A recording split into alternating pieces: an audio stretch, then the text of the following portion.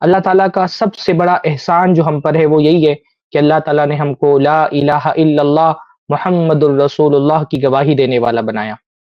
یہ کلمہ اگرچہ زبان سے بہت آسانی کے ساتھ ہم ادا کر دیتے ہیں، پر یہ کلمہ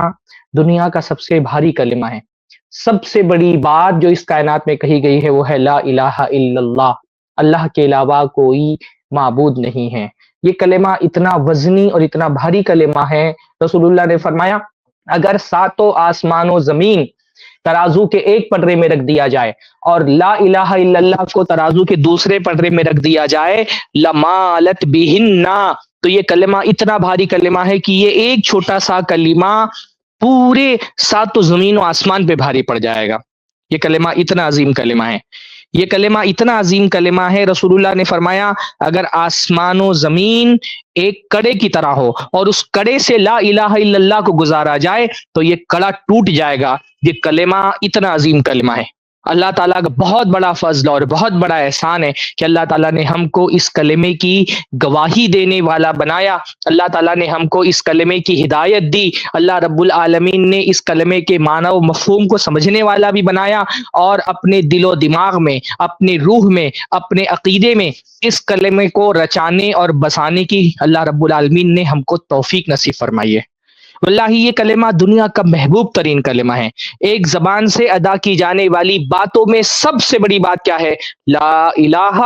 الا اللہ، نہیں ہے کوئی معبود سوائے اللہ کے۔ سب سے پیاری بات جس کو اللہ تعالیٰ سننا پسند کرتا ہے، سب سے عظیم ترین بات جو ہماری زبان سے نکلتی ہے، ہمارا سب سے قیمتی سرمایہ، ہمارا سب سے بڑا خزانہ، ہماری سب سے بڑی نعمت، ہماری جھولی میں اللہ تعالیٰ کا جو سب سے بڑا احسان ہے وہ ہے لا الہ الا اللہ۔ یہ وہ کلمہ ہے جس کی دعوت دے کر کے انبیاء آئے، یہ کلمہ ہے جس کے لیے آسمان سے کتابیں اتری، یہ وہ کلمہ ہے جس کے لیے انبیاء نے اپنی قوموں سے اختلاف کیا، یہ وہ کلمہ ہے جس کو پھیلانے کے لیے انبیاء کرام نے اپنی زندگی کو وقف کر دیا، یہ وہ کلمہ ہے جس کے لیے مسلمانوں نے اہل کفر سے لڑائیاں لڑی، یہ وہ کلمہ ہے جو جنت کا دروازہ ہے، یہ وہ کلمہ ہے جس کی گواہی دے کر کے بندہ اسلام میں داخل ہوتا ہے، یہ وہ کلمہ ہے جس کی ہر مسلمان کی چاہت ہوتی کہ اس کی زبان سے نکلنے والا آخری کلمہ لا الہ الا اللہ۔ پہلا کلمہ جو ایک مسلمان کو سکھایا جاتا ہے وہ لا الہ الا اللہ ہے، آخری کلمہ جو وہ چاہتا ہے کہ اس کی زبان سے ادا ہو وہ لا الہ الا اللہ ہے۔ اس کلمے کی عظمت کو، اس کی بڑائی کو، اس کی کبریائی کو، اس کی حساسیت کو سمجھنا ضروری ہے۔ یہ بہت ایک سینسیٹیو کلمہ ہے،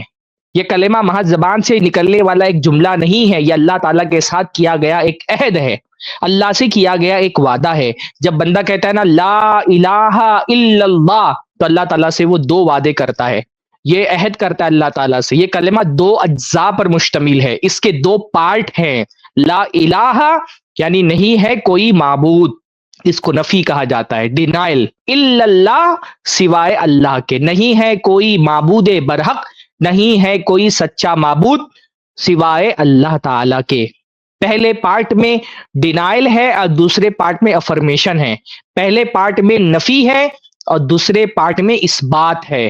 پہلے پارٹ میں انکار ہے اور دوسرے پارٹ میں اقرار ہے۔ تو ہمارا یہ پورا دین، ہمارے عقیدے کا ہر جز ان دو چیزوں پر مشتمل ہے، انکار اور اقرار، جھوٹے معبودوں کا، جھوٹے ادیان کا، جھوٹے مذاہب کا انکار اور سچے معبود کا اقرار۔